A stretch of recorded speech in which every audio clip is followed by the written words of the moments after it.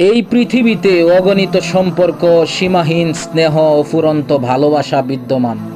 তবু আমার প্রিয় মুর্শিদের ভালোবাসা যেন এক অপার্থিব মর্যাদায় অধিষ্ঠিত।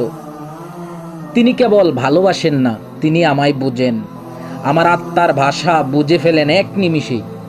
তিনি আমার অন্তরাত্মার এমন এক অংশ ছুঁয়ে দেন, যেটা হয়তো আমি নিজেও বুঝে উঠিনি কখনো।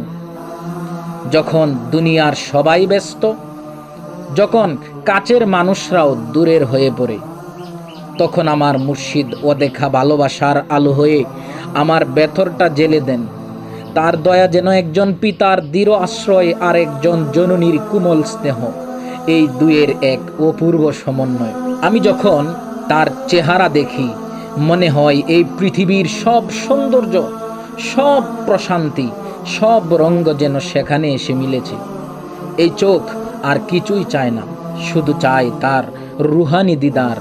তার নুরানি মুখখানির প্রতিচ্ছবি আমার হৃদয়ে এমনভাবে আঁকা যে তাছাড়া আমার জীবন অসম্পূর্ণ, আমার দিন বিষণ্ণ।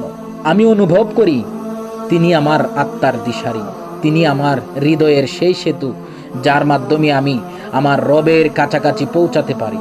তার দৃষ্টি আমার অন্তরকে শুদ্ধ করে।